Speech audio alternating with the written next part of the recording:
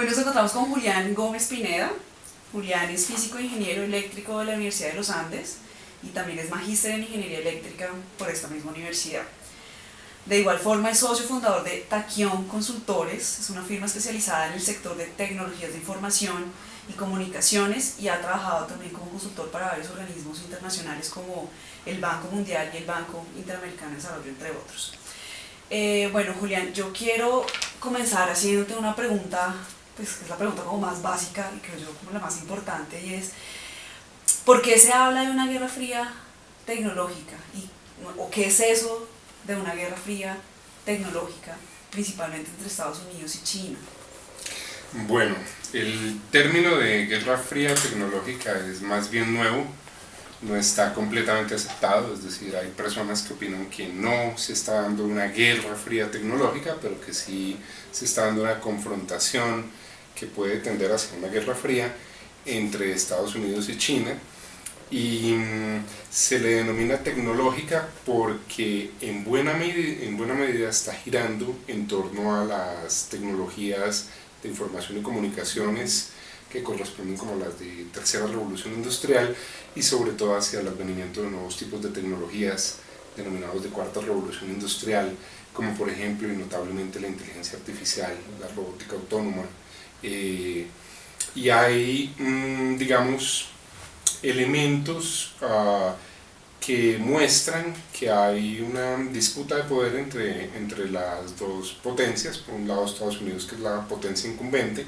y por otro lado China, que viene escalando de manera importante en muchos aspectos. Desde el punto de vista científico, por ejemplo, China ya hoy en día, pues digamos que en términos de producción de artículos científicos es una potencia por sí misma, también en producción de patentes y en términos de, digamos, supremacía de empresas tecnológicas.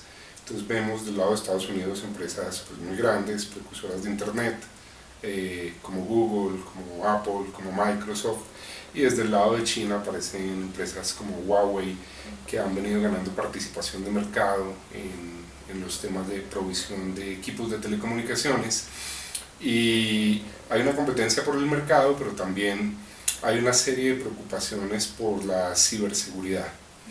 En la medida en la que, digamos, las redes de telecomunicaciones han venido evolucionando y el Internet de las cosas se hace omnipresente, entonces cada vez hay más cosas que están conectadas a Internet a través de redes. Y un tema central es si esas redes son seguras o no.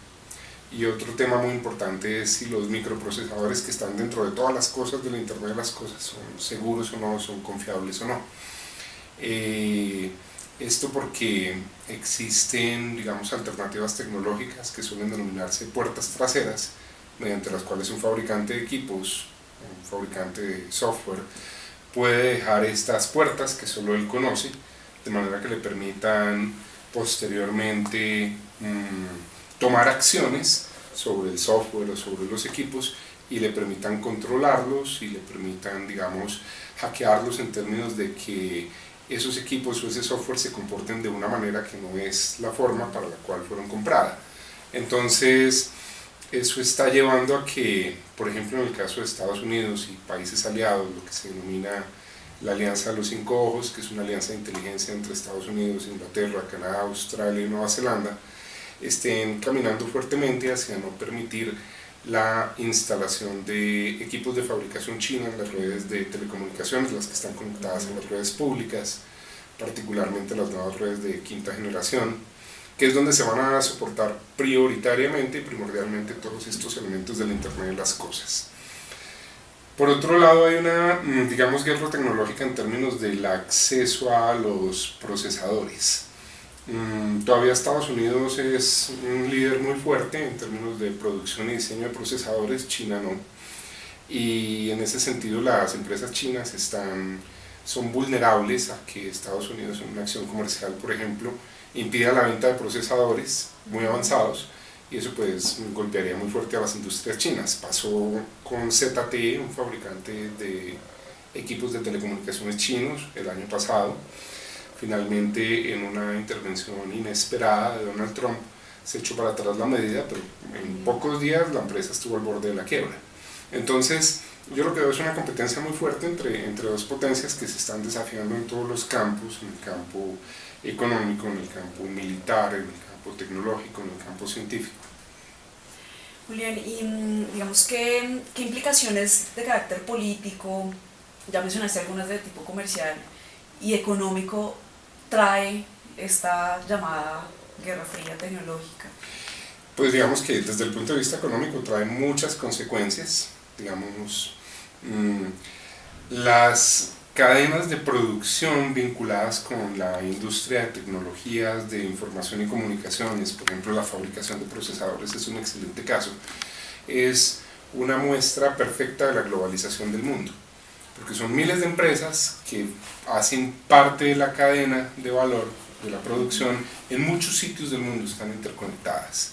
Entonces, por ejemplo, el silicio puede que se busque en los montes Apalache en Estados Unidos y luego se convierta en bloques de silicio, no sé, en Japón, y luego se convierta en capas muy delgadas que ya van permitiendo la formación de los microprocesadores en Corea del Sur, y luego ya cuando los microprocesadores estén listos se ensamblen en China.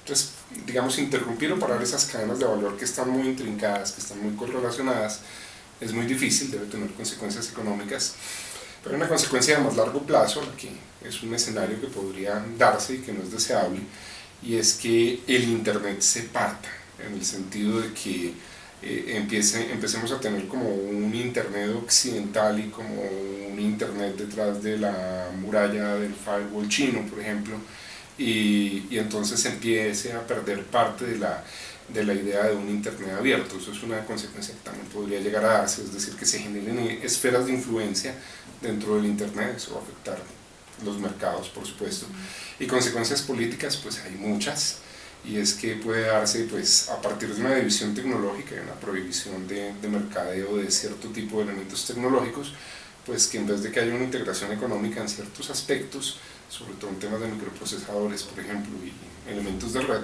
pues se separa el mundo en dos, en un mundo que usa tecnología china y en otro mundo que usa tecnología occidental.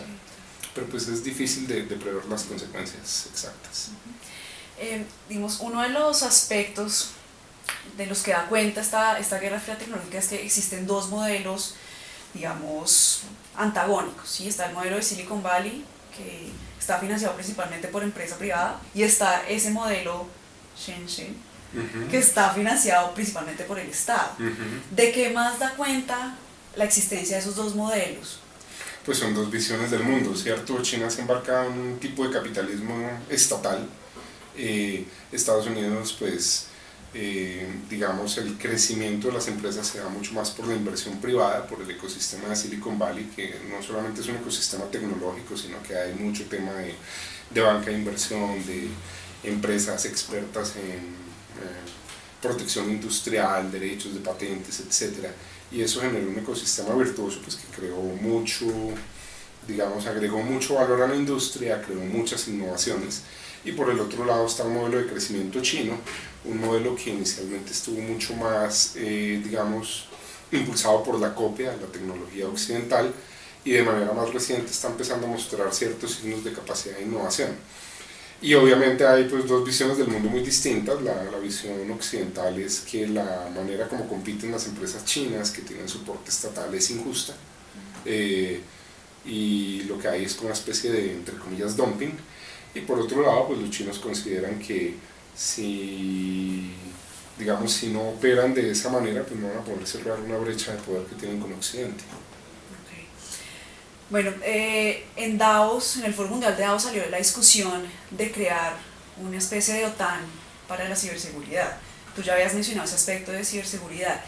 ¿Qué tan posible es que se llegue a dar ese esquema tipo OTAN? El tema de ciberseguridad es muy importante, porque resulta que lo que se denomina el ciberespacio se convirtió en el quinto dominio de la guerra. Es decir, la guerra tradicionalmente ha tenido un dominio terrestre, que es el primero, un dominio marítimo, un dominio aéreo, que es el tercero, un dominio aeroespacial, y de repente apareció un dominio que es el ciberespacio. Pero ese ciberespacio está totalmente conectado con el mundo real, no es que está por allá flotando y son unos y ceros, no, eso tiene conexión con el mundo real. Por ejemplo, a través de mi celular yo estoy conectado de una u otra manera con el ciberespacio. Y dado que el ciberespacio se convirtió en un dominio de la guerra, es como natural pensar que la OTAN quiera dar digamos, un enfoque a ese quinto dominio, que es un enfoque conjunto, como lo hacen los otros 4 dominios. Por otro lado, digamos que Occidente ha venido acusando de manera repetida a China de espionaje industrial, que se ha dado sobre todo a través del ciberespacio.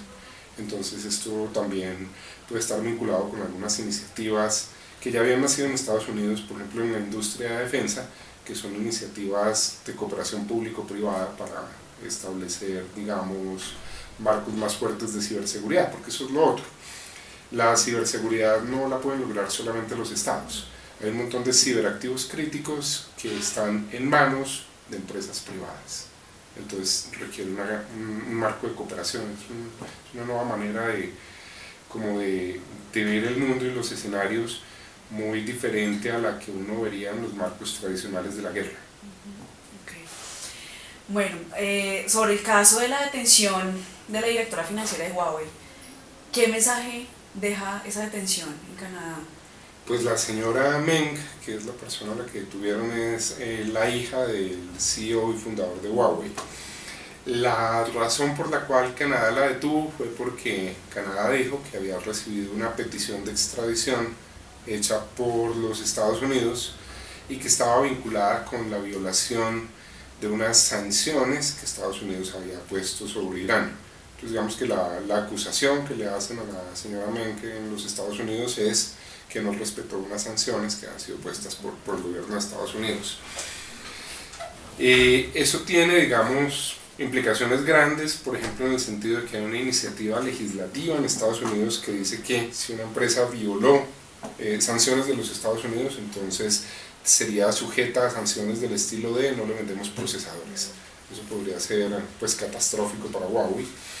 Por otro lado, a Huawei se le están cerrando mercados muy importantes. El de Estados Unidos nunca había podido entrar porque la restricción de operación de Huawei conectado a redes públicas de telecomunicaciones en Estados Unidos es antigua, pero pues ya Australia tomó acciones en ese sentido, Nueva Zelanda también, el Reino Unido todavía no, pero tal vez Canadá también lo está pensando y de pronto algunos otros países de la OTAN los puedan seguir.